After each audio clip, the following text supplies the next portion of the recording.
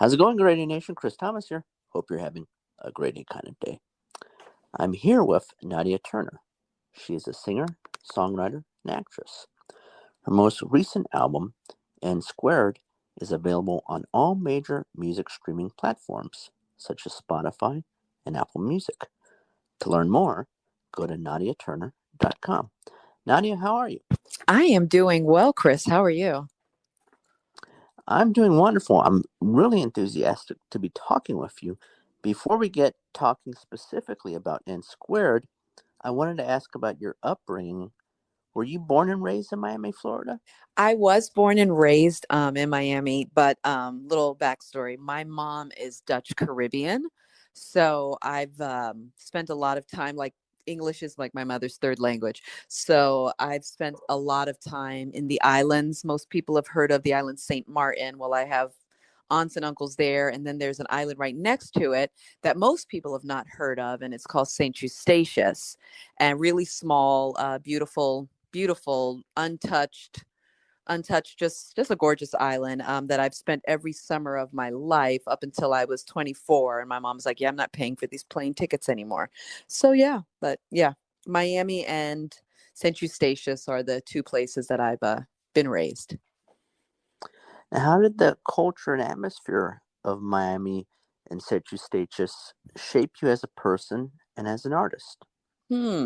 Well, it definitely because I would be sent away during the summers, to be with my grandmother. There's a lot of soca and calypso, influences, as far as not just having, like, so when I was in the U.S., or I am in the U.S., my stepdad loved Billy Joel, so he'd play a lot of Billy Joel for me, and then my mom would be playing Sade, and then the dad would play the Rolling Stones. So that those were the influences, and he was from New York City. That's my stepdad. And then my mom, she's Caribbean, so she was more of a melting pot. But it was just so beautiful and just eclectic to go to a whole nother country.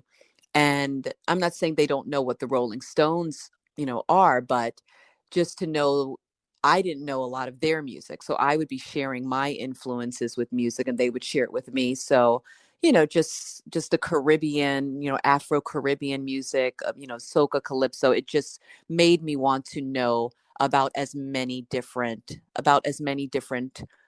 genres of music that I could possibly learn. And who were the specific recording artists or bands that really spoke to you personally growing up?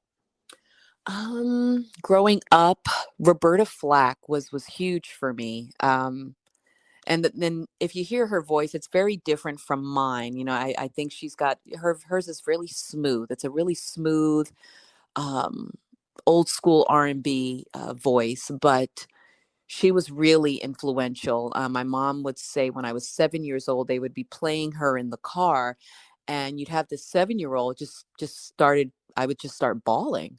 Um, just hearing her music. Like, there's this one particular song called Jessie, and it's not one of her more well-known tunes, but it was something my mom would play, playing the whole album, and I would just have tears streaming down my face, and my mom could not understand what was going on with this kid, and I couldn't explain it either. And so that's where the way she would deliver music to me emotionally, Roberta, not even trying, I'm just a listener.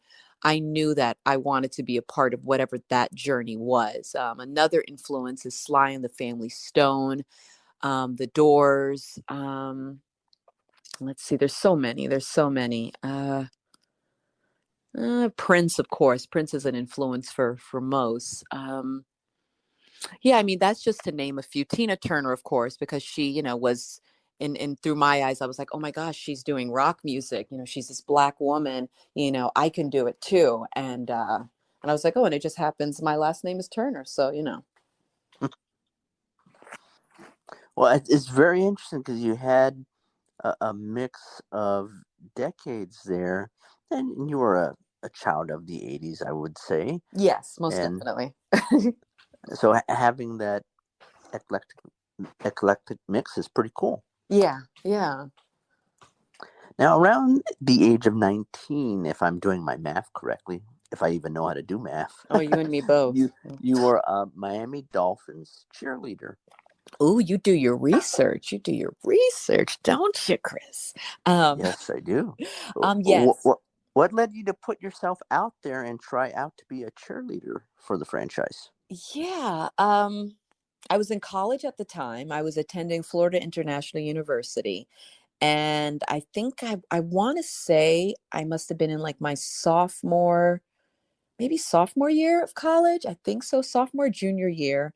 And I had wanted to try out the year before and did try out the year before, but didn't know that there was an age cap and made the squad. And then later on found out, was kind of notified like, hey, you're too young to be on the squad. One of the other girls who had been on the squad for many years was just like, yeah, she ended up letting them know. I wasn't trying to be all secretive about it, but I didn't know there was like an age cap. And it was something new. Like I like trying new things that I've just never done before. Like I was not a high school cheerleader. That was never ever my thing. I just never was never flexible, couldn't do a split, couldn't do any of that, and was just never. I was definitely a rah kind of person, but more so MC of pep rallies in high school versus, I mean, being a cheerleader. And that particular year, I found out that there was a new coach, and that new coach was from the Dallas Cowboys. So it was a former Dallas Cowboy cheerleader who was now going to be the head coach of the Dolphins cheerleading, and she was cleaning up everything. So there was no longer going to be whatever people thought cheerleading was going to be. She was making it more of a showtime thing. So she wanted people that have talents. Like she just was like, if you sing, try out. If you do this, try out. If you juggle, try out. And we're all like, okay. And she was doing the kick line, and it just seemed like a really great opportunity for me to just try something new. And then after being there, I did enjoy it, but you get to a point where you're like, is this really for me? Is this how I want to spend all my time? There were girls there that were just so passionate about being a dolphin cheerleader. It was the end all be all for them. And some of them couldn't even visualize life without dolphin cheerleading. And here I was in college, and there was so many. I was on to the new thing. So right after that, I was like, oh, I now want to go be the vice president of the Black Student Union. That sounds like something interesting. So it was just always whatever the new thing was, I was just so curious about, and just to see if I could do it. And once I did it, I was like, okay, well, that was fun. Well, that's interesting that Coach Jimmy Johnson goes from the Cowboys to the Dolphins and brings along the Dallas Cowboys cheerleading coach as I know, well. I know. I don't know if that was the plan, but it was a very, if you look at the cheer squads years prior, it was very different. I'm not going to say they were like college like or high school like, but this was all about showmanship. And that she brought on that famous Dallas kick line. She had actual entertainment. So I would actually be singing during some of the halftime shows. Like, so during halftime, there's one show in particular I remember, it was a surfer boy theme, and they put me on a surfboard with guys holding me in the air, and I'm singing, and then my fellow dolphin cheerleaders are dancing and doing the routine that's that they're supposed to do, and I'm singing surfer girl songs up there. So that's what I mean. She brought in a whole another dynamic, which was really cool. What were the aspects that you enjoyed the most and enjoyed the least about the experience? Oh, fufa. Um, most. What I enjoyed most was getting to know new people. Um, what I enjoyed most was a lot of laughter. A lot. We laughed a lot. And I made some longtime friends, like to this day. We have stories like from my car hood coming off while I'm driving headed to practice. Funny stories. What I enjoyed the least was having to be on all the time. And what I mean by that is they would pay for us to get our nails done, um, hair done, things like that. And that's not really me. There are days where I just look homeless, and, you know, you had to always be on. So it's like you always had to be beautiful. So walking around, with your nails not done, my nails to this day stay undone. It's very rare if you ever see my nails done. But you had to, like, if you walked in and your acrylics, so they would pay for acrylics. And if your acrylics were not, if you just, it was all presentation. So if my hair wasn't a certain way, so I was considered the genie cheerleader. So genie meaning I had a ponytail extension. So if I wanted to, let's say, Chris, come to a game and I just wanted to wear my hair out, that's not allowed. You have a certain representation of what, again, I don't know what it is now, but while I was there, I was the genie cheerleader. So I had this really beautiful ponytail extension. Um, and it wasn't just me. I have fellow other leaders that if their hair wasn't a certain way, whether it was extensions, whether it was, how you wore your makeup, there was just a certain upkeeping. And I the upkeep is exhausting. That's just, I'm rough around the edges, and I know how to clean up well, but having to be on 24/7 um and it just wasn't for what you get paid for the games. Like when I tell people, what, again, I don't know what they get paid now, but what I was getting paid then, there's just certain things that you check. There was more cons for it than pros for me. Now, you were 19 years old. You're a beautiful woman. I'm not trying to be nosy or pry, but uh, I would assume that there was also the pressure from men surrounding the franchise, trying to get to know you. I'll put it that way.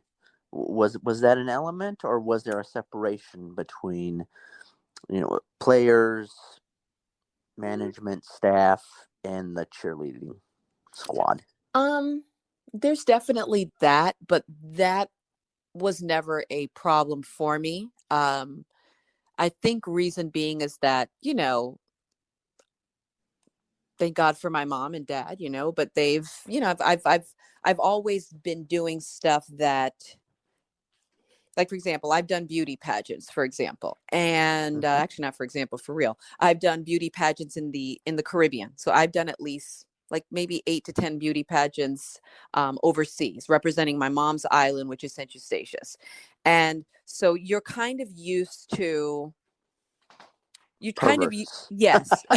You just get, and it becomes normal. Not to say that I normalize it, but that was never an issue for me. I've never had a situation where someone was out of line or got touchy feely. That's not been my experience. Now, do people flirt with you? Do people ask you out on dates? Do people, get kind of creepy and find out your phone number? And you're just like, okay, I think I've got a stalker on my hands. In that situation, I didn't have that problem. Yes, people did ask you out. Yes, people, and it was really weird to me at times, because the same way some of the cheerleaders felt like this experience was the end all be all, is how some of the fans look at it as well. Like the moment you tell someone you're a dolphin cheerleader, it's like their eyes are just, any professional cheerleader, their eyes just sparkle. It's like, and I don't know if it's just that I'm not that big of a sports fan. I do love sports, but I mean, you're right that the whole demeanor of men specifically changes when you say, "Oh, I was a dolphin cheerleader," or I am a dolphin cheerleader. It it gets very happy eyebrows, and I guess for whatever that comes with that. But yeah, yeah, Happy eyebrows and stained slacks. I think yes, that's what you're yeah, trying to say. pretty much, pretty much. Now, how might the experience as a cheerleader influence your future approach as a performer musically? How would it influence it? Hmm. I'm sure it did, and I'm sure it has, because I was performing for stadiums. When there's a game, I wasn't just shuffling pom poms. Again, when I said that, the coach at the time, her name was Dory. Dory would have me on a surfboard, and I'm literally with a microphone, a wireless microphone, singing, and just being presented and performing for an entire stadium of fans.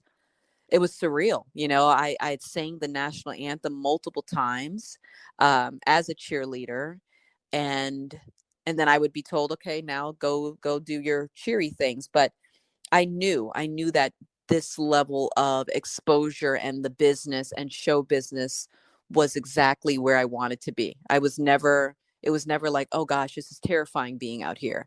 I lapped it up. It was like, oh, this is exactly where I'm supposed to be.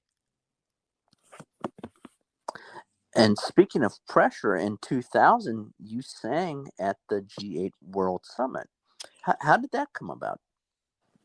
Well, I had auditioned. I saw something in the newspaper that it was I think it was in Japan. They said that they were looking to sign American artists. So, and they were holding an audition in downtown Miami. And if you're interested and if you'd like to get a international record deal, to come see them and audition. And I auditioned, and that's what I thought I was auditioning for. And I'm contacted via phone 2 weeks later, and they say, do you remember you auditioned, blah blah blah blah blah, the name of the company? I was like, oh yeah, yeah. And I'm thinking, I'm all excited thinking I'm about to be told, because they're like, we've got great news. And I'm like, oh my gosh, I'm moving to Japan. I'm about to have a whole international record deal. And they're like, yeah, we do want you to come to Japan, but we are the Japanese consulate, and we would like to invite you to perform for the G8 summit. And I was like, oh, well, what's that? And I remember I told my mom, and my mom was jumping up and down. And I was like, well, what does that entail? They're like, well, you and whoever you'd like, we'd like to fly you to Japan, and you'll be performing for the 8 world leaders. And they named the countries that I would be performing for. And I guess at the time I just thought, okay, they're going to be far away, and I'm going to be on a stage somewhere. And I guess I was really, I don't want to say young and dumb, but I will say young and dumb, because I didn't see the big picture. Like, it's now that I look back and I was like, holy cow, Nadia, you performed 2 feet away from the 8 world leaders of that time. And some of them are still present leaders. And I just remember, just my mom, just she saw the big picture. I was complaining about my hair. Like, I was like, my hair is getting all frizzy. I had gone to the hairdresser the day before. I did not see the big picture at the time. And they gave me a gown. They took care of all the meals, all the sightseeing. So with the first couple of days we spent in Okinawa, Japan, with my mom, I brought her with me, and it was incredible. And then they're like, you know what? By the way, we're also going to let you have an additional week here in Japan, but you're gonna get to stay in Tokyo. We've booked you a 5-star hotel, blah blah blah. And I'm like, okay. And so my mom and we did a bunch of sightseeing in Tokyo and saw other neighboring parts of Japan. And so that's how it came about. Sorry for the long-winded answer, but yeah. Oh, no, it's really interesting. That particular G8 World Summit was the first for Russian President Vladimir Putin. Exactly. Yes. And it's wild to think, 22 years later, he is at the forefront of one of the biggest geopolitical events in history when you think about it. In And it's performing. just to kind of, Chris, not to cut you off, but even that's surreal, for me. Yeah, And that's what I was going to get at. So because there's I some shook synchronicity there. yeah, I shook every world leader's hand there, and I'm not kidding. Like, it's I don't think to this day that I've ever performed so closely. Like, I perform daily. Like, I had a gig yesterday, I had a gig the day before, and I'm always, but I'm not kidding when I say every one of these world leaders was maybe 2 to 3 feet away from me. And then you get to meet everyone after. It's very brief. It's very brief, but it's knowing that I met every one of these world leaders, and to know that one of them is still, and just to, I wish there was a grander word than surreal. I have to thesaurus that one because I'm in awe. Yeah. Definitely.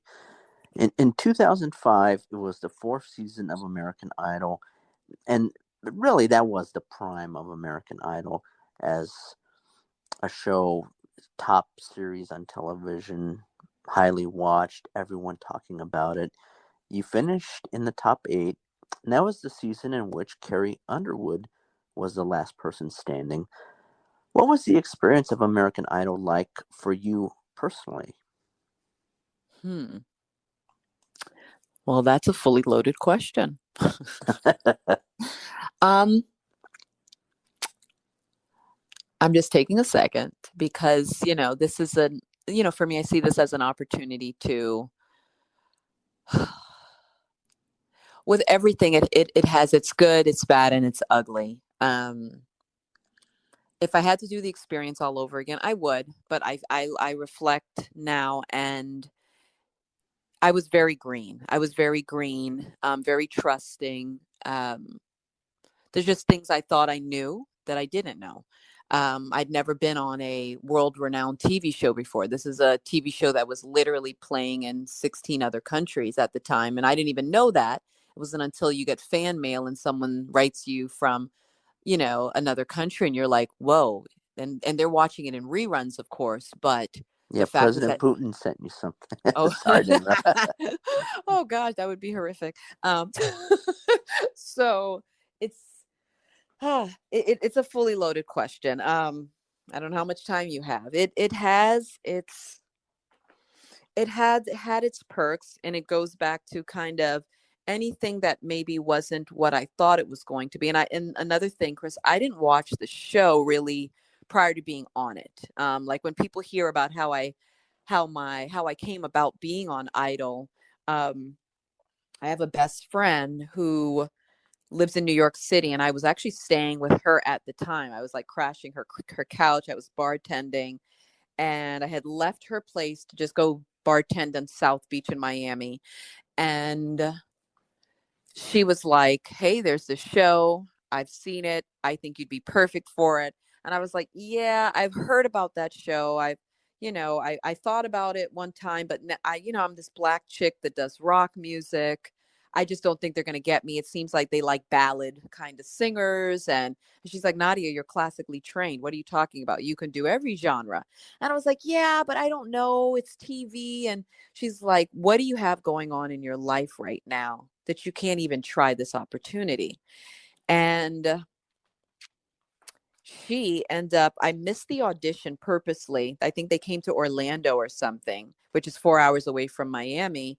And I missed it purposely. And um, she flew down from New York, and she got us tickets to see Madonna. Madonna had a concert, and I was so excited. And she pretty much roped me in, cornered me, and was like, "Hey, so we're having drinks, and we just finished seeing Madonna, great concert." She's like, "So I found out Idol is doing their auditions last city in San Francisco, and we're going." And I'm like, "What?" She's like, "Yeah, I already got us tickets. You're going." Like, Nadia, I'd be really disappointed. You're all about trying new things, but you refuse to do this. And she's like, "You have nothing going on right now that you can't do this." And she's like, "I know you're going to get on. I'm not worried at all." And I was like, "Fine." And I said, "Well, I'll stay with my ex-boyfriend." I had an ex-boyfriend up there. She's like, "Fine. She's a doctor." So she's like, "All right, if you're committed, I'll meet you there, and you'll do it." So when I get there, Chris, there wasn't any line, like that whole line thing, but I was also super late. But that line thing that they talk about where people are sleeping, and they're camping out. Yeah. That wasn't my situation. I walked up, and I was like the last person, and I walk in, they give me my number, and it's another whole full stadium of auditionees, and we all have numbers on, and it's packed. It's packed. Like I know there was at least definitely. I'm not a numbers person, but I know it was a lot. And just figure they rented a whole stadium to do it, so that should tell you. And it was exciting. It was exciting. I did my first part of the audition. The best friend was there, and she was like, "All right, I'm going to go now." And I'm like, "What?" She's like, "Yeah, I have some patients, I got to go." And she's like, "But I'm not worried." And I'm like, "But you just flew in today. What do you mean?" She's just like, "Yeah, I'm not worried. You're going to make it all the way through." Because I'd already passed through the first process, which is with the producers. You don't get to see the judges yet. And yeah, she was right. I made it all the way through. I made it all the way through, and it was exciting. There was a lot of excitement. I wasn't prepared for the I don't know if they do this anymore, but just there was no Instagram at that time. There was YouTube wasn't even around yet. YouTube came in 2005, and I think I auditioned in 2004, and then they aired it 2004 going into 2005. And so what social media is now, that wasn't at we didn't have access to that. So those are things I wish that they did have, because I think it gives you an opportunity to really get to your fan base and really individually speak with them, and share your music and your thoughts. Um, but it was a good experience. But with everything, it there are negatives, but you got to take the good with the bad. Do you ultimately think that being on American Idol was an asset or a liability in advancing your music career, or perhaps a combination of the two? Um, I believe it to be a combination of the two, because you have some individuals with music opportunities that have come up for me where people are super excited. They're like, "Oh my gosh, we have to have this girl. She was on Idol. She was one of the top contestants. Um, we have to have her." And I've also been denied opportunities because someone said, "Oh, we don't want this singer who was on this, competition show. That's corny to us." um I can think of three people where I was really excited about certain opportunities, and then I found out that because I was on the show, that they didn't see it as credible. um so it's been both. It's definitely been both, Chris. But I've definitely have in all situations, I've tried to turn lemons into lemonade. You can't sway people if they feel a certain way. I don't know if that's still how they feel, but at that time from my season, there are certain music execs and individuals that saw it more as a liability, and they voiced that. Now, you have certainly had success. You're still performing, working to this day. So please don't take this as a diss or anything like that. And I'm not saying that there's an element of jealousy, but Carrie Underwood is one of the few American Idol winners to really break through and become a global phenomenon. Is there ever a thought in your mind of what if that were me, and what might I have been able to do in terms of opportunities if I had won? um I think at that time when when you're exited off the show, and I think at that time, in that moment, you think, "Oh, wow, either you wish it could have been you, or what would have happened if it was you." And I have to believe, especially where I'm at in this life right now, it's not even that everything happens for a reason. And I stand by that, whether I like the reason or I dislike the reason. But I have to believe that I've done, I feel I've done for the most part and worked as hard as I've possibly could to get my music out there, to be seen, to be heard, to have my original material heard. And if it's going to be, it's going to be. And that just wasn't the avenue for me to get to that level of, as you said, world renowned success. But with that world renowned success also comes world renowned dollars. and I don't have the world renowned dollars to catapult. Again, so we're clear. Carrie Underwood is an exuberant talent. She is exceptional at at music and what she does. But there are dollars that you and I can't even wrap our heads around that go with the machine. And this is part of that machine. Oh, certainly. I mean, if someone is selected as, quote, the chosen one, there is a whole Exactly. machinery, as you say, to push this person to the moon. Yes. And then I have people that have argued that point with me who've said, oh, well, what about so and so? You don't think that they got that money? I do. I think there are things that are not visible to the public. I think timing is everything, Chris. I think Carrie came at a time where, it was time for a beautiful, stunning new country music star.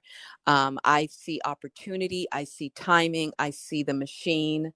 Um, it couldn't have been more perfect. And I believe that she works hard, and I believe she deserves every single thing that has been procured to her in this life. That was her journey. That was Carrie's journey. Now, Kelly Clarkson, who I believe Kelly has worked just as hard um, as Carrie, and I consider her a success story. She's a very, very, Kelly's a very really sweet person, and I believe that her story, she has her own stories that she can share, with you on her journey. And she was the first Idol winner. She was the first person to be considered the success out of this show, and I really, you're right. I don't know. I know there's Catherine McPhee. I don't, I know that she's doing well as well. I believe she got into acting and she married David Foster, and she's doing big things as well. But with Carrie, I really do believe that her success is not just hard work. I believe it's opportunity. I believe it's timing and talent and money. My gosh, money it really is an important factor to be able to get to the masses worldwide. What has been the overall impact in your eyes of American Idol on the music industry? Can you repeat that question, Chris? What has been the overall impact in your eyes of American Idol on the music industry? I think it's evolved. I don't think that it is what it I think it's more I feel it's more accepted now. And when the same reason why I said that, certain music execs, made it clear that at that time that they didn't take certain things, as far as to break out an artist, through this show or blah blah blah. Um, I think I've not spoken to any record execs as of late, but it seems like it's more accepted. I hope it is. I hope it is, because that's why we go on these shows. People just don't go on these shows to just be seen. And I know people think, oh, well, you're seen by millions. Well, that's great and all, but the whole purpose is to, create a financial situation for yourself that can help you and your family. You just don't want to be seen by millions and go home. You hope to have a greater future from it. So I do hope from any contestants that are there now or any future contestants to do your homework. I remember, not to date myself, but I remember when I was on the show going to Blockbuster and looking for tapes of American Idol so I could watch it, because you want to study. I'm at least that's how I am. I want to study what I'm about to walk into. Um and so I went there and they just looked at me like that. I go, "Do you have season?" I remember the guy laughed at me. I said, "Do you have season 2, 3, so that I could watch it?" He's like, "Season 2, 3?" Like, he's like, "What are you talking about?" And now it's just funny that you can binge watch season 2, season 3. You could watch it on YouTube. Again, YouTube hadn't come along yet till 2005. So, and what it was in 2005 is not what it was, or not what it is now.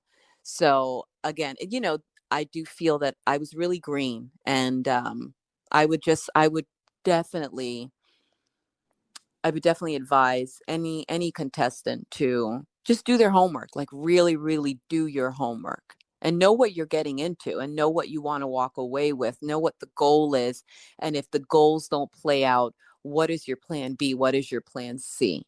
Because I didn't have any of that in place.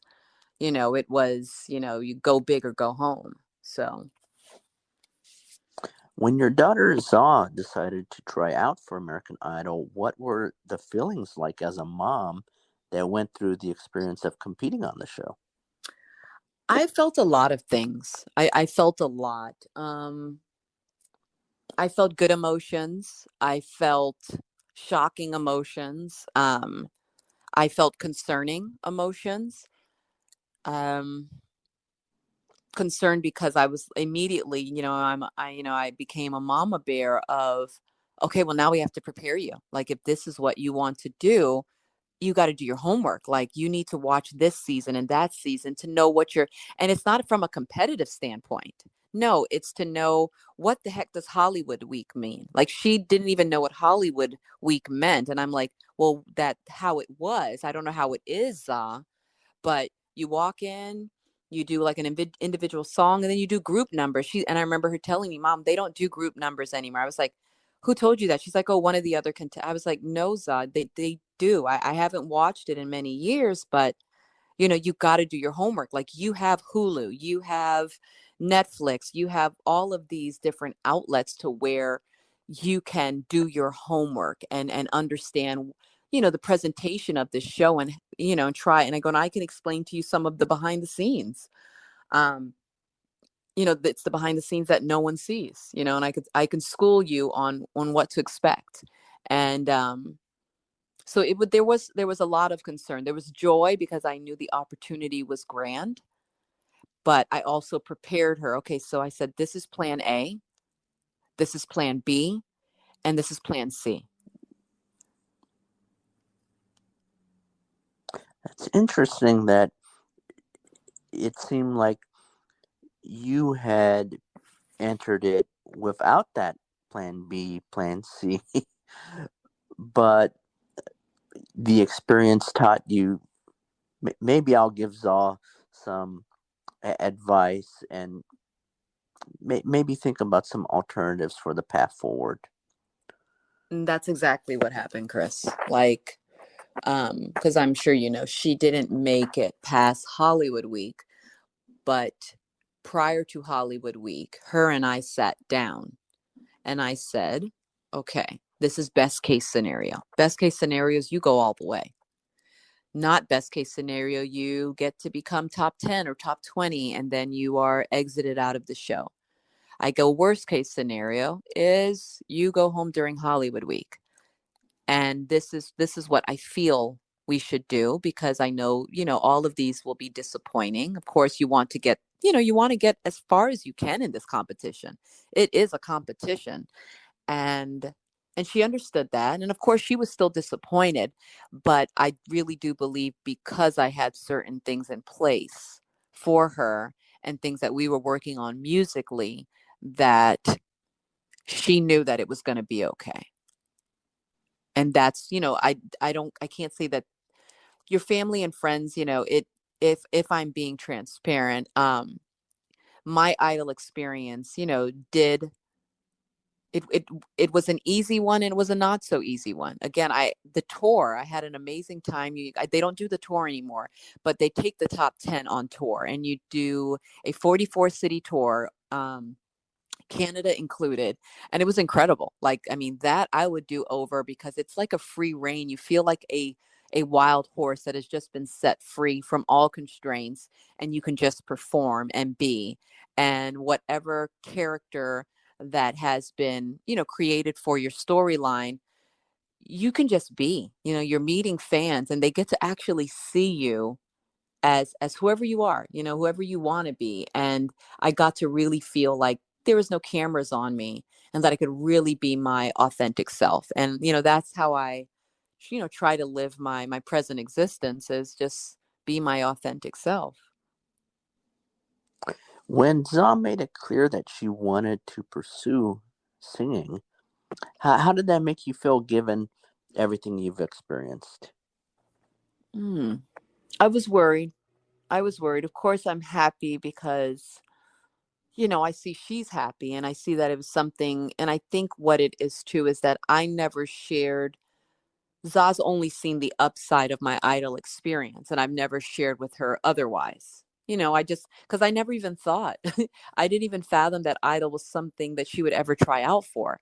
So when she's looking at her mother go through certain struggles, um,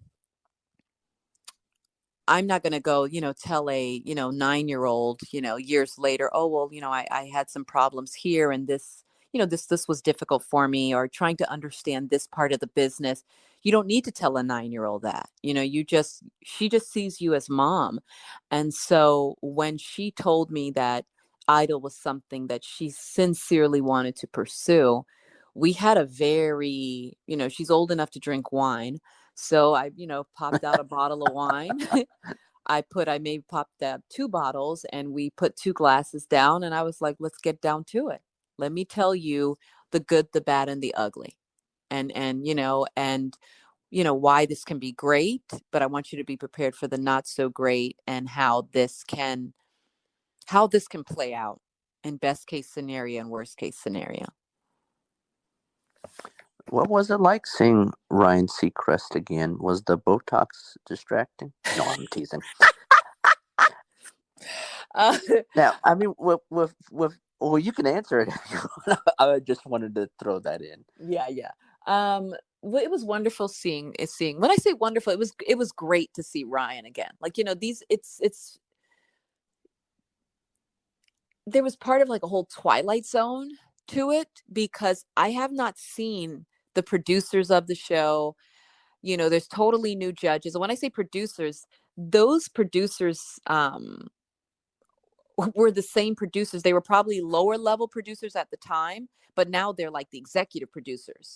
So when I was on the show, they're still there. They're just their positions are just higher now. And just seeing them, it was all, not just Ryan, but to see everyone there, the same faces. It wasn't like a new group of people or a new crew.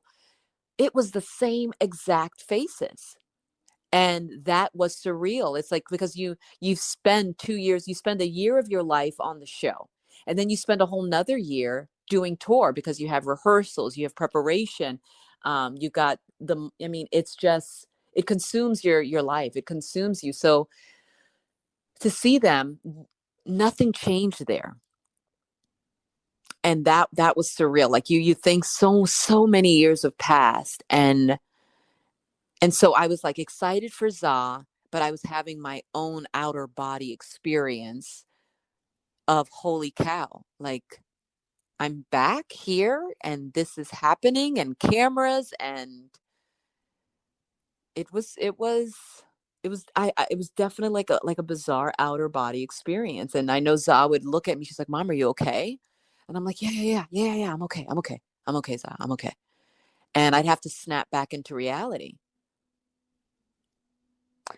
Now, what was it like observing the feedback from the judges, Lionel Richie, Katy Perry, and Luke Bryan, compared to experiencing feedback from Paula Abdul, Randy Jackson, and Simon Cowell? Because, I mean, in all honesty, Lionel Richie, Katy Perry, Luke Bryan, it's a much more credible group. Not to speak ill of, you know, Paula, Randy, and Simon. It's just, Lionel Richie's going to be inducted in the Rock and Roll Hall of Fame. Yeah. Katy Perry's had insane amounts of success for a long time. Luke Bryan as well. I mean, what was that dynamic like, observing how Um, the judges were evaluating Zaw's performance? I was happy that she had those judges. I really was. And I think what people forget is that they're there to do a job. We're all characters. We're all characters to this play, you know? And if you notice, everyone has a backstory. Like, there's not anyone on Idol or really any competitive reality show that doesn't have a backstory that's going to draw the viewer in. And, Za's story was, mom, daughter, previous idol, she's now trying out, surprise. Um, and I agree with you. I agree with you as far as the credible. These are credible, actual, active artists. Like, they are present day. They are present moment, and they, I don't know them personally, but they came with really beautiful energy. I was happy that she got those judges. I was very, very happy, and they were very kind. Yeah, I mean, I can only imagine being judged by Paula Abdul, who's not necessarily a classically trained singer. I'll put it that way. I'll be Yeah. nice. But even Paula, I give credit where credit's due. She's had an exceptional career. I mean, I can remember as a little girl dancing to some of her, her pop hits, like she is another artist that she's doing things that I dreamed of, and that I continue to dream of. I'm not per se a pop artist, and I really never have been. I'm roots rock soul, but she's had mainstream success. Yeah, so I think out of the three of them, I would give her, I give credit where credit is due, because she's doing things and has done things that, I've aspired to do. Definitely. Now, you co-wrote two songs for Zaw, "I'm Not Ready for Love" and "You Do Something to Me." What were the challenges of writing something that stays authentic to your daughter's voice? It was something I'd not done before. Like, people have asked me, "Hey, have you written music for her before?" Like, and then you just didn't release it.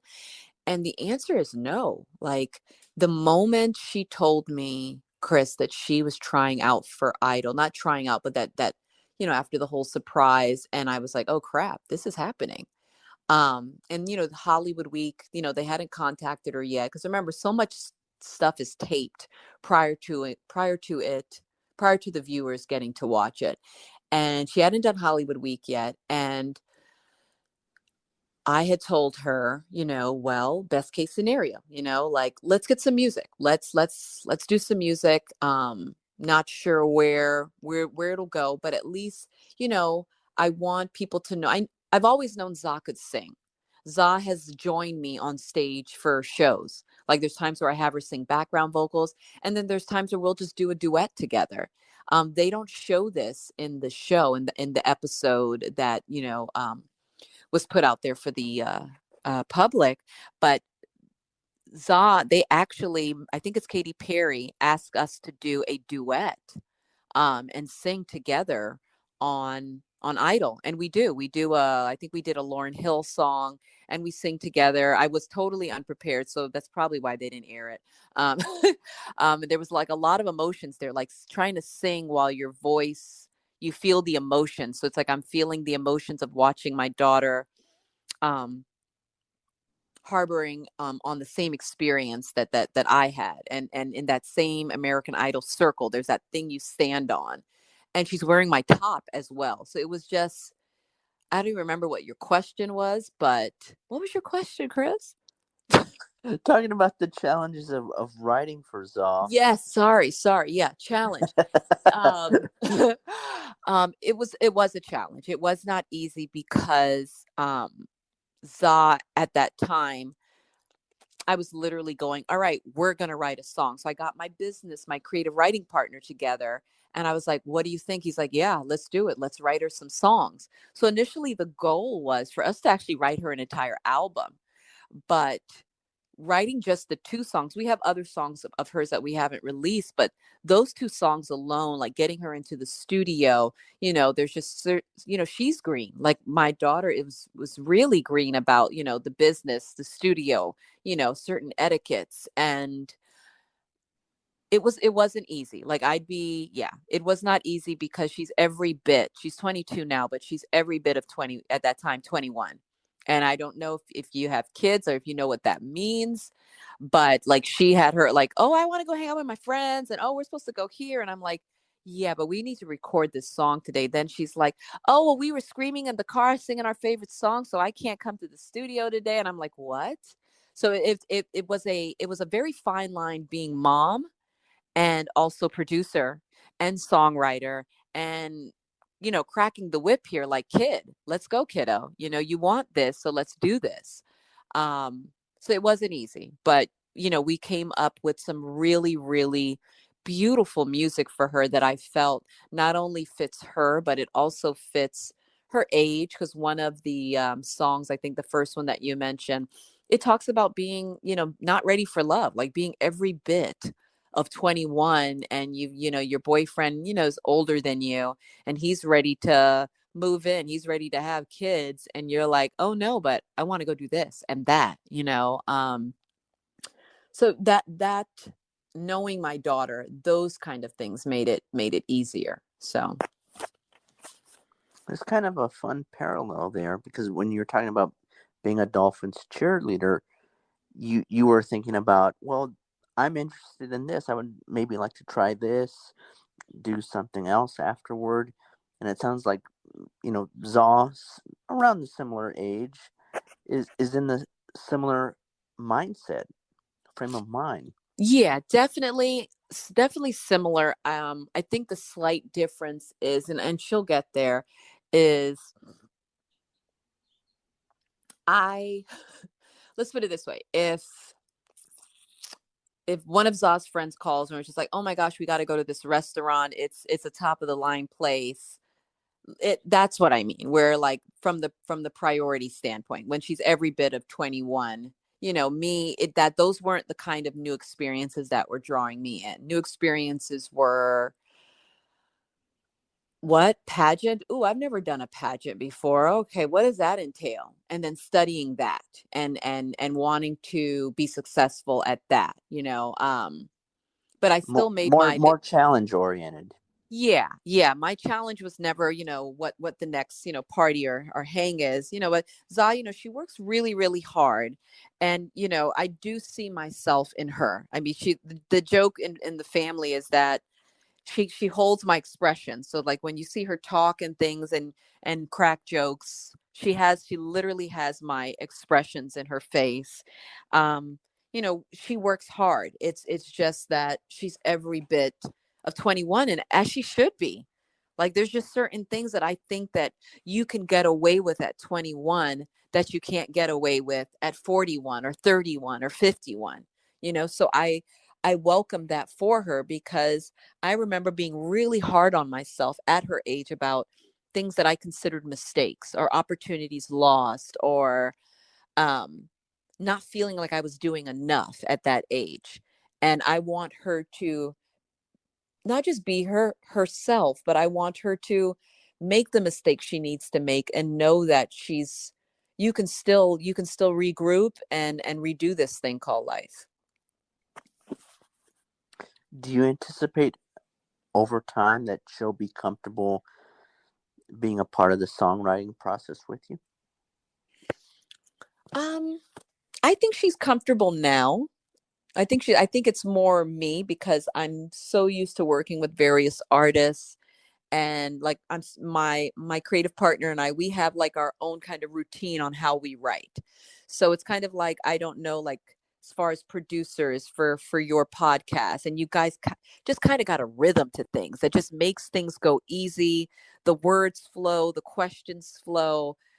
It was difficult for me because she brought in a whole different energy that I just wasn't used to writing with. Let's talk a bit about N Squared, because you mentioned roots rock, and for those that don't know, roots rock, it's kind of like a fusion of different subgenres of rock, elements of folk, blues, Yeah. soul. And I loved listening to the album. A persistent thought in my mind was, this is so good, but also, what format of radio station would play this?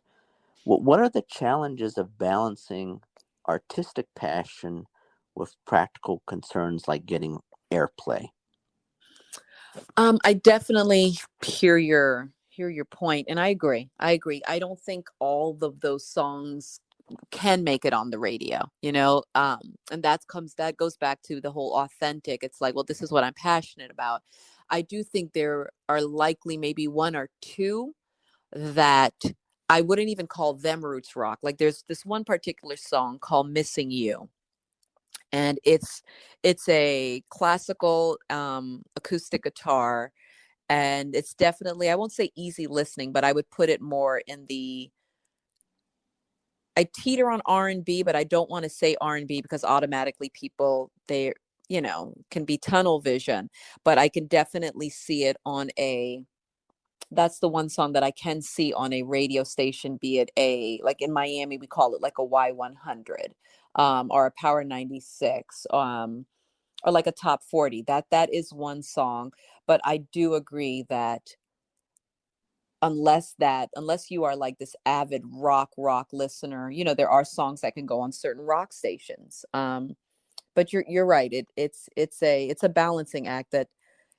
I'm still figuring out, but I love what I love. So That particular song has a very stripped down and laid back sound to it that is pretty conducive to radio. It just seems like is it it's so strange, the radio industry now, because it really feels like you have to be almost cookie cutter in presentation, and even a song like Missing You, which has a radio friendly sound, isn't necessarily going to get airplay.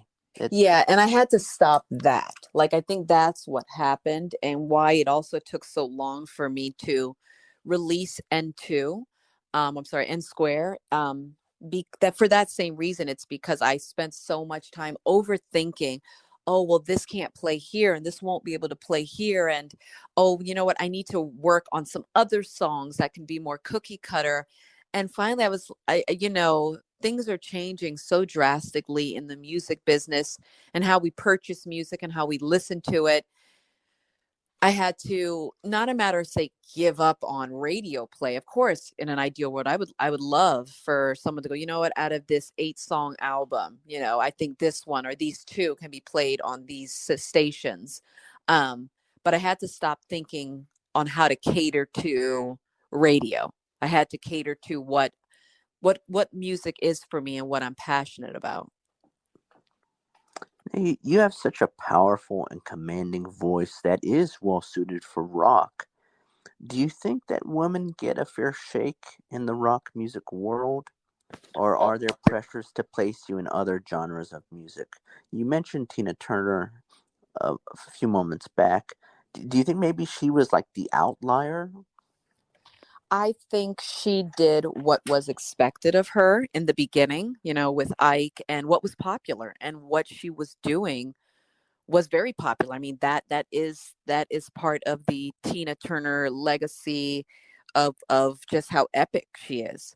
I think at some point in time she's like, you know what, I can also do this, and I think I could excel at this, and I'll be damned, and she also lost everything in order to start over with new music and a new sound, and a sound that people kind of side-eyed her.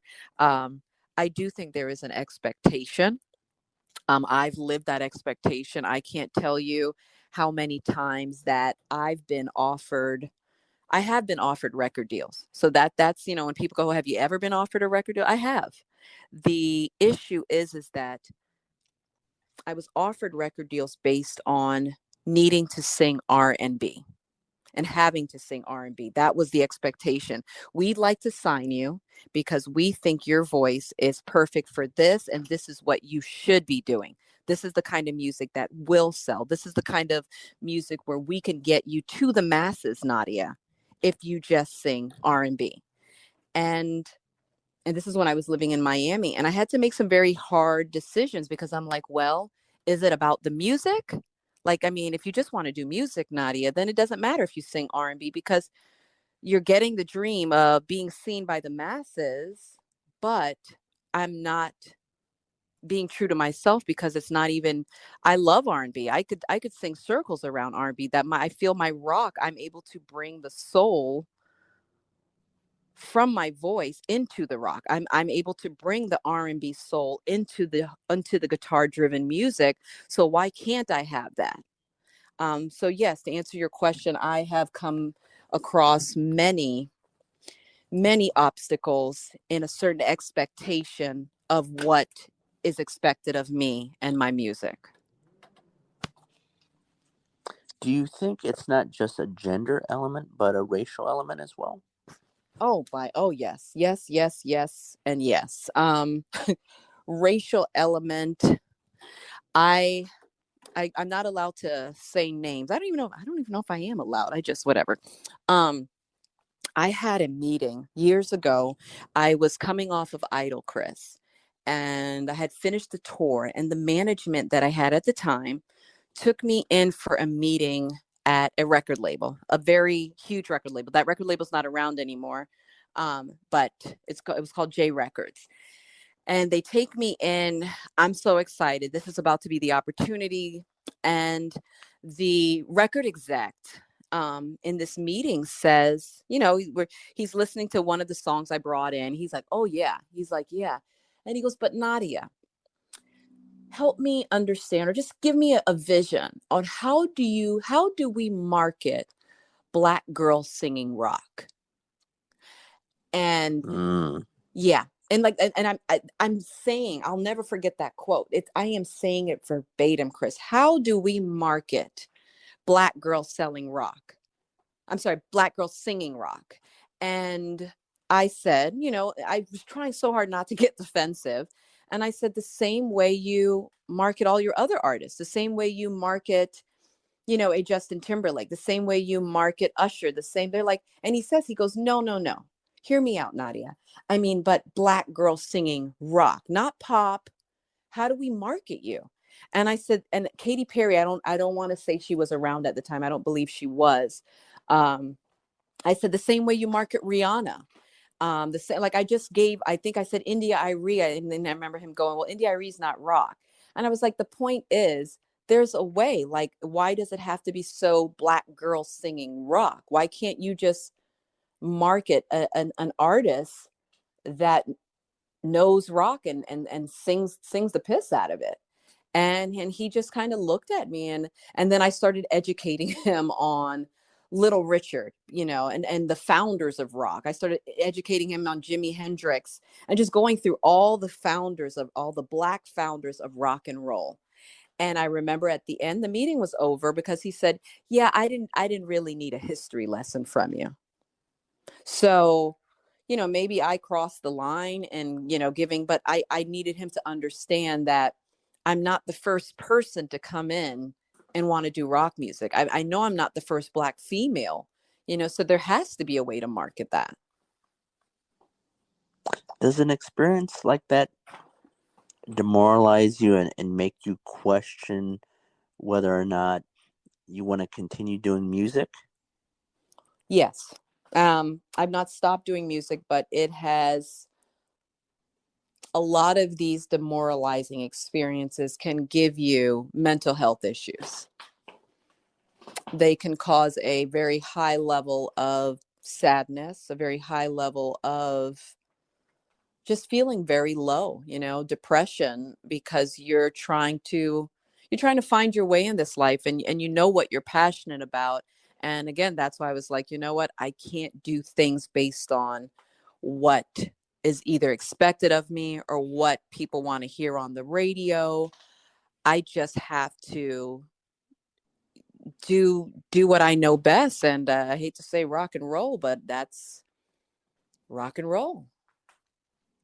Well, definitely. On the album, you got to collaborate with a variety of music legends, including drummer Chester Thompson, who's That, one of yes, my yes, yes. all-time favorite drummers. Drummer for Frank Zappa, Genesis Live, Phil Collins Live. what was it like collaborating with folks like Chester, singer Janice Robinson, and producer Rob Fusari? Oh, I mean, just let's start with Chester. Mr. Thompson. It was epic. It was epic because I had made a decision and I took pretty much all my tour money, like whatever I made on tour, and contacted a couple of friends and I said, I need this sound to be legendary. And I remember my friend going, well, I guess then you have to have some legends on it.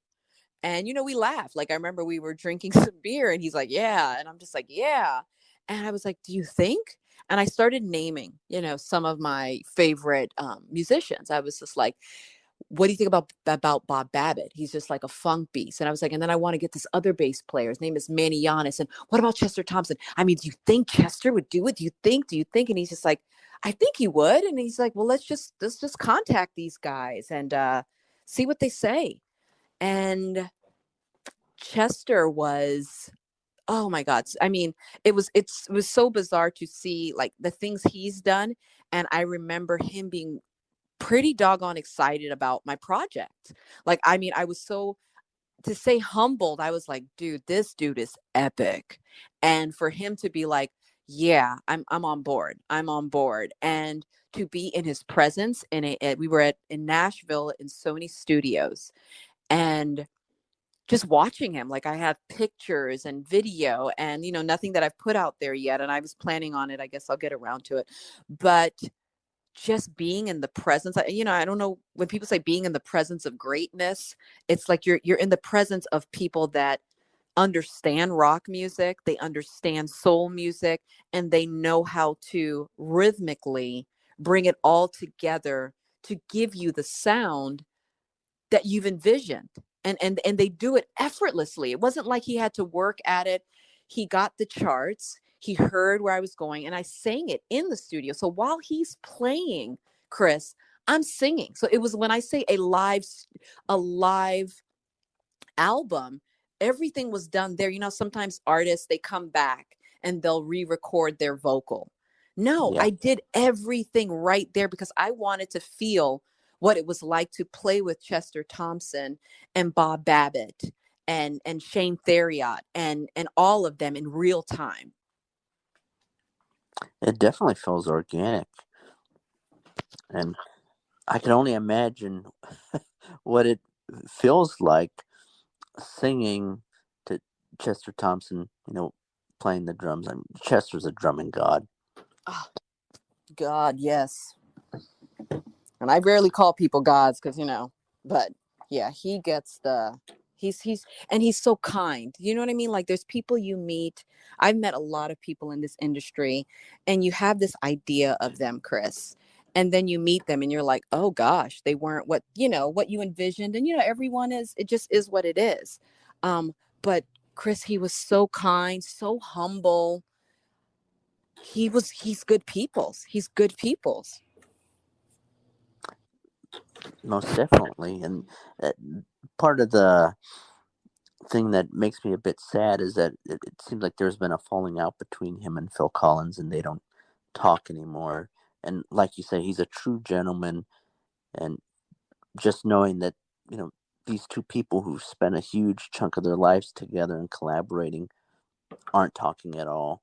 It's just sad how sometimes artistic collaborations can go wrong or sour. Yeah, and I can't even begin to understand that. I guess because he is such a gentleman. I don't know Phil. I don't know what the situation is. I don't know what the artistic disagreement is, but I know when I was in the presence, and I hung out with Chester in the studio. It was for 3 days. So we pretty much, I locked pretty much everyone in the studio for 3 days, and we did this. And he was a gentleman. He was an utmost, he was like, I don't want to, I know to, I don't know if you ever call men regal. I'm used to women being called regal, but he was regal. So maybe I'm a bit biased. Regal, I mean, the English monarchy, they use the term regal to describe men. Oh, they do. Okay, so I guess I've been right all along. Okay.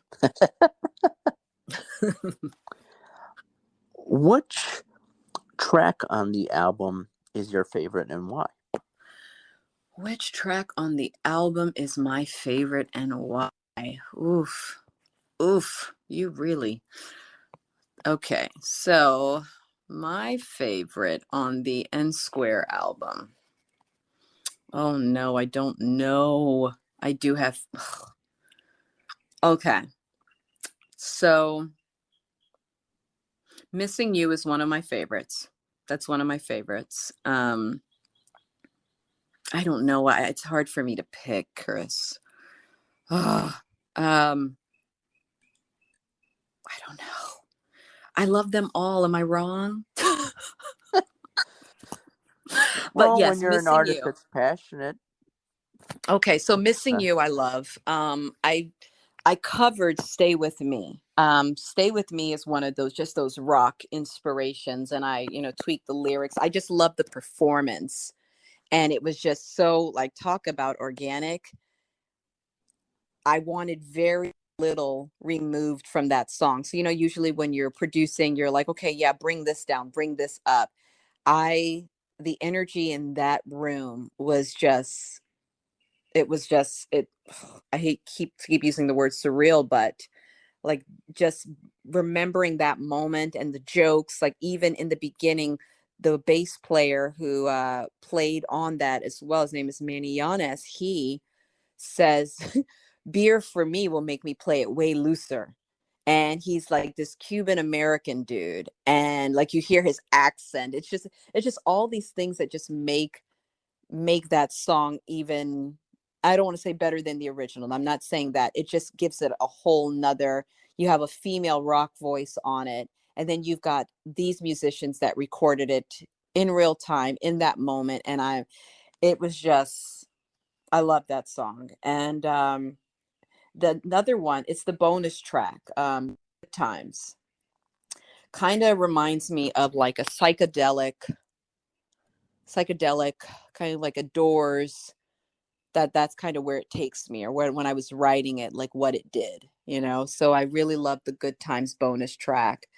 um Gotta Believe, of course. Gotta Believe is just like I'm walking in and I'm kicking in the door. So that's another favorite, not in any specific order, but I'm kind of just going through why I like or why I love certain songs. And writing that with Janice Robinson, Rob Fasari, he provided the track, and Janice and I, we just got to writing, and we were in New York City for that song. And yeah, she's just like this. She's a force of nature. If you ever have the opportunity to meet her, she is a force of nature. Just not just how she writes songs, but in how she carries herself, in her view of our world today, in view of the good, the bad, and the ugly, and how to not just get through it, but get through it in a way that with your head up. Um, just her just take on this thing called life. She just I have a high admiration for Janice Robinson. I call her Jay Nice, but yeah. There's a song I listen from you that's not on the album. It's a part of a compilation called Motivation Incredible 2.0. And the song is called Rise. Yes. And it's about, I believe, you know, female empowerment, women's empowerment. Do you think that that's an untapped area in music that could be explored a bit more? Because I really, I'm not, I'm obviously not a woman, but I thought, wow, this is such a great track that should be on the radio and really resonating with a whole bunch of people out there. Yes. How that came about is I'm involved in a lot of outreach work, with teens, women of color, that have experienced traumas in their life. And that particular tune I was asked to write it. I was in St. Eustatius at the time, for a conference that it was called Girls Talk, where you spend your time. I do sessions with the girls that have to deal with cyberbullying, how to deal with that, how to deal with lack of confidence, self worth, just the things that teens between the ages of 8 and 18 deal with. Because I remember those are very, very difficult years for me, and also having gone through certain traumas myself. So it was kind of like the goal was to let these young women know that you can still rise above it all. Like, no matter how bad it gets, I promise you it's temporary. It is temporary. The good times are temporary, and also the bad times are temporary. And a lot of time when you're in these teenage heads, and it's not, you don't have to be a teenager, I think it's adults, or humans overall. A lot of times when things get bad, Chris, you think, oh my gosh, how long is this going to last? And you feel like it's forever, but it passes. You just kind of got to ride it out, but it does pass. And so I was there to help these girls through, those in between teenage times. And it wasn't a planned song. I just happened to be with the organizer of the function, and he had a studio. And we're just kind of noodling around with a track and then the guitar, and I heard something, and he's like, "Would you write it?" And I was like, "Right now?" And he's like, "Yeah." So literally, we spent the rest of the evening in the studio. I had a flight to catch the following morning at 5 a.m., and we were there till 2 a.m. writing this song. Well, he provided, the background music, and then I just went to writing and the melody. And I do feel there needs to be more of those kind of songs. I told them, I didn't get any, it wasn't something where, like, people ask me, "Oh, well, do you make money off of that song?" No, it was actually a song I dedicated to the foundation. So whatever money they get from that, as you can see, it's not even under Nadia Turner. It's, like you said, a compilation of different artists. And it was just a dedication to them, to the island, to, because that's where my family is. Like, my mom's sisters and brothers, they're all there. I'll be in Stacia probably in November. Like, that's, so I'm just saying, like, that is like very strong family ties.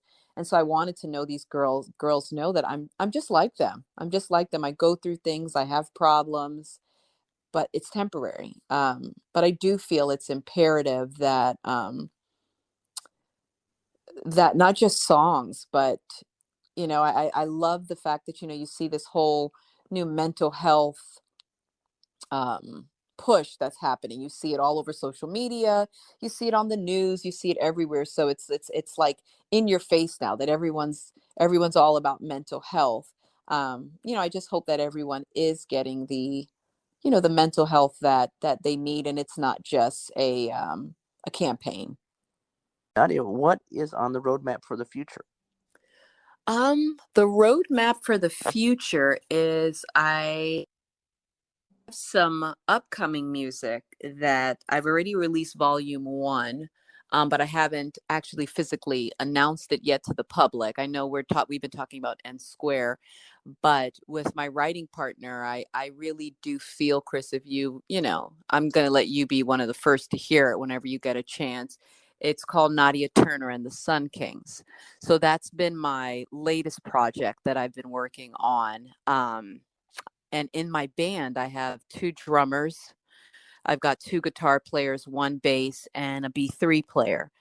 And this, I feel, is, it's a sound that has evolved. It's definitely more of a cohesive sound, because I'm, like you said, with the other album, the N Square, that there's a certain song that you could play here, and there's a certain song, um, I'm a big Allman Brothers fan, like big supporter. And so this, in that vein, as far as the musicianship and what I've been hearing, what's been kind of haunting me in my sleep, and what I need to do musically. So I've got a great group of guys, talented musicians on board, and my creative writing partner Nerner. Um, we've really put a lot of, especially during COVID, there was a lot of blood, sweat, and tears while the world was falling apart. I sunk myself into music. I sunk myself into RVing. I have a thing for RVing, and just made more music. So it's nice to know that me and the band, that we're going to be hopefully doing some live shows soon. Still working on volume 2 of this album, but definitely a Allman Brothers Doors feel, but just with my rock soulful voice. Um, it's definitely a vibe. Two drummers, two bass players. That's, I mean, a very layered sound.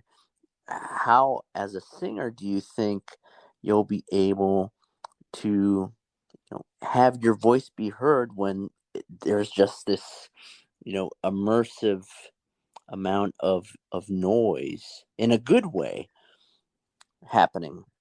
Come on, Chris, have you heard me? Yes, I have. So yeah, I'm not worried at all. I'm not worried at all. Like, I welcome it's there on Spotify, so it's actually streaming. I just have not made the formal announcement because I just wanted to kind of get it out there to people that I know, really are supporters of, the roots rock sound. And I love the feedback, like, just kind of, you were like, "Oh, Nadia, this part of the song, I love this." And so I love hearing the feedback, especially we're working on similar tunes, but for volume 2. um I'm excited. I feel the best that I have felt, I'd say, in the last 10 years. And so to be here and be come to a level of acceptance in music and where I'm at, and the sound that I finally feel like this is it. Like, this is that sound that I've been trying to communicate and get other musicians to see, and to know that it's all finally coming together. It's it's a dream come true. Yeah. Executing the vision in the studio is one thing, but actually capturing that live, do you think it's going to be a challenge? I don't believe it will. I know prior to COVID, my band, the same band, two drummers, two guitars, one bass, and one B3 player. I know we had one situation right before COVID where someone said the stage can't fit two drummers. And I was just like, oh, so we actually didn't play there. Then I could have been like, you know what? You're out this week, Stacy. Like, sorry, you can't do this gig with us. But it's like when you practice together and you rehearse together, and then to have to tell another drummer, sorry, you're out for this gig. That just didn't feel right to me. So 9th, we did find a gig. We did do a gig. Did some of the original tunes as well as some Allman Brothers songs, and they did have room for two drummers. And when I say to say it was an experience, not just for the viewer watching, the show, it was an experience for me on levels in performing that just like a positive outer body experience, and not even knowing there was a pandemic that was about to shut down the world days later in the United States. Literally days later, that was our last live show at that time. And I let everything on that stage. I left it there, Chris. So I didn't know that was going to be my last show for 2 years. But if you ever get a chance, it's on my YouTube channel. Watch that set.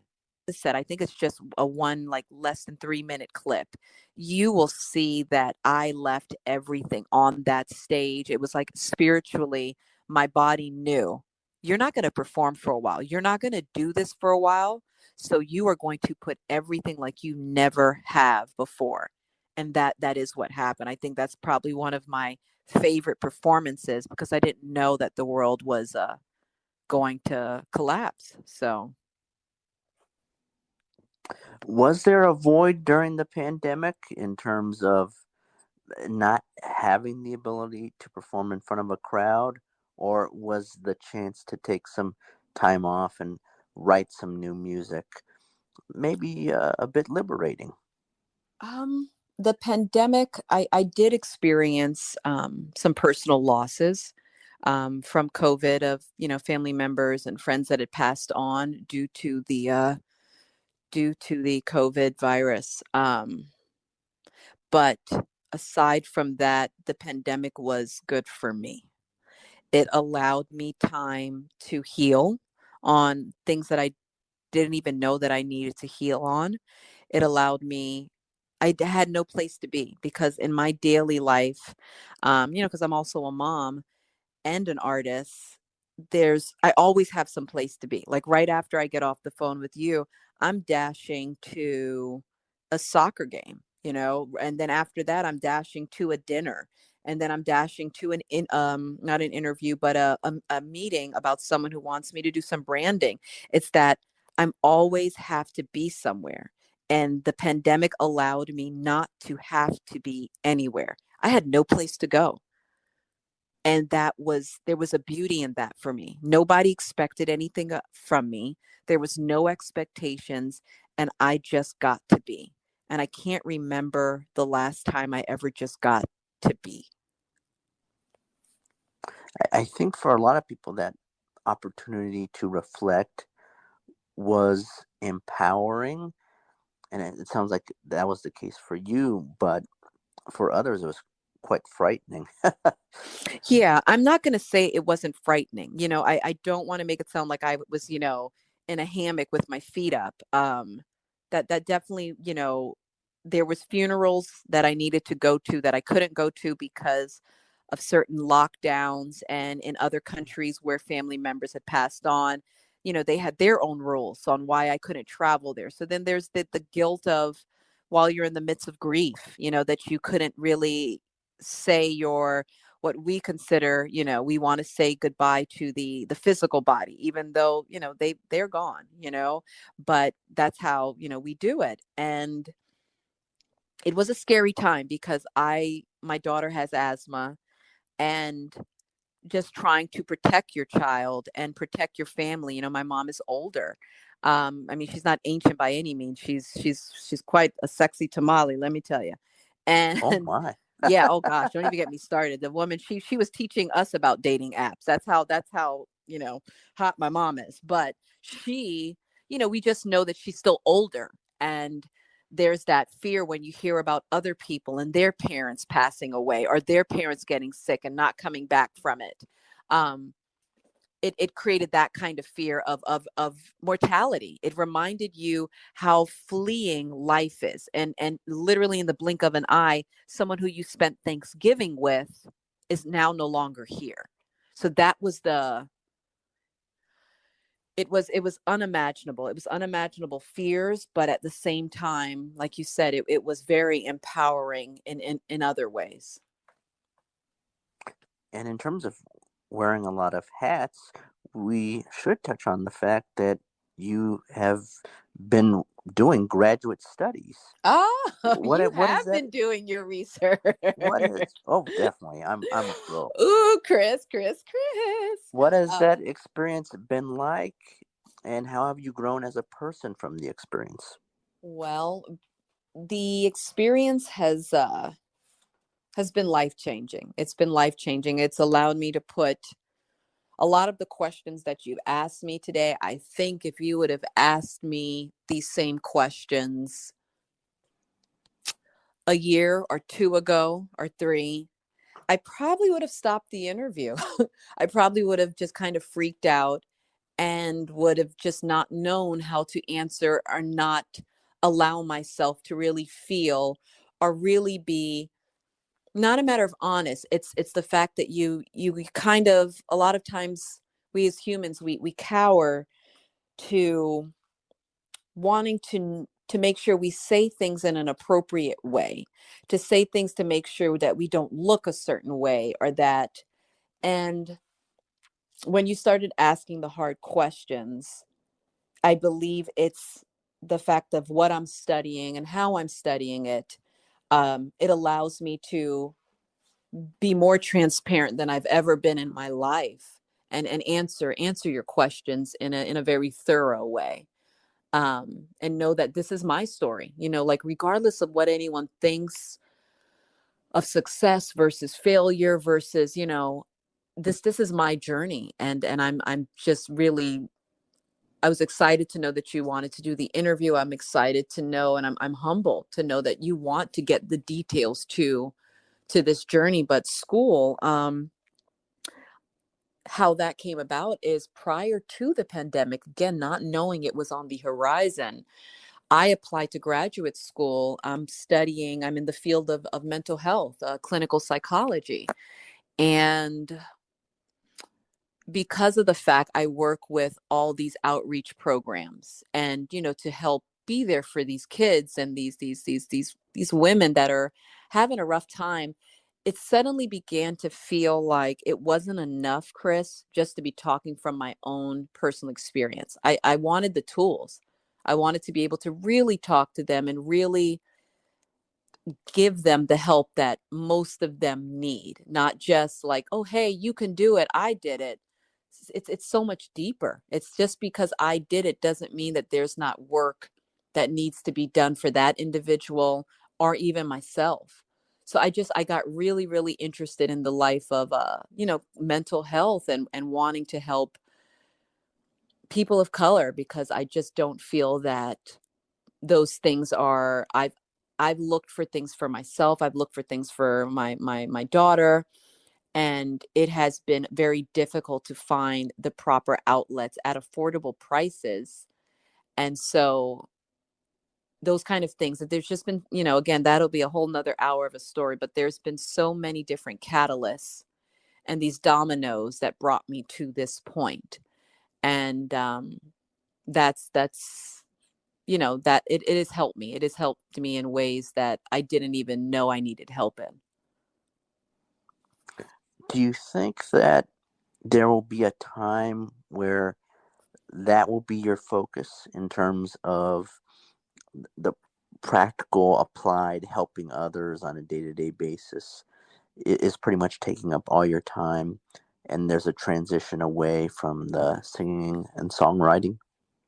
Well, I ask myself that actually on a regular, because I'm still trying to find the balance. I'm in their master's program, and I know they're talking about, already, because I graduate um December of next year, and they're talking about their doctorate program, and I'm sitting here going, well, how do I do music, and be in a doctorate program? I mean, I'm trying to do music now, and I'm in a master's program. I have research papers due. I had an exam yesterday. um, it's nonstop. It's nonstop, and I am celebrating my achievements, small, large, medium. And for me, these are achievements. Like, I'm doing well in school. Like, I'm doing very, very well. And I love music as well, and I want to surpass in music as well as school. I'm still trying to figure out how to blend the two. Like, someone made it sound easy. They're like, "Oh, why don't you do music therapy?" And I'm like, "Yeah, maybe, but I think there's has to be a way to blend them, to be able to do both and still get the help out there that is needed." Um, I haven't found that balance yet, but if you have any ideas, talk to me. Well, is Professor Nadia Turner in the cards? Um, I don't know. I don't know. Right now, I'm going to say I don't know. Now, if you ask me in a year, it may be yes, it may be yeah. I realize no. Um, but I know I'm enjoying the heck out of this journey right now. I love school. I love school, and I love performing. And I'm in a position right now in my life where I can do both. And until I can't do both, I'm going to try and figure out how I can continue to do both. But it's been a good ride. It's been a very, very, I'm in a good place. I'm in a good place, and I feel good, Chris. I feel good. Well, we started the interview talking about you being hit on as a Dolphins cheerleader, and we're closing on you potentially being a professor being hit on by your students. But Oh gosh. Nadia, I thank you so much for your time and your open approach to the questions. I know some of them were, a bit tough and a bit out of the box, but I really liked your honesty and your authenticity, and that comes across in your music as well. Oh, well, I, thank you. I wish you much success with your music and in your studies, in your graduate work. Grade A Nation, if you want to know more about Nadia Turner, I definitely encourage you check out nadiaturner.com. We'll see you next time. Take care. Thank you for having me, Chris.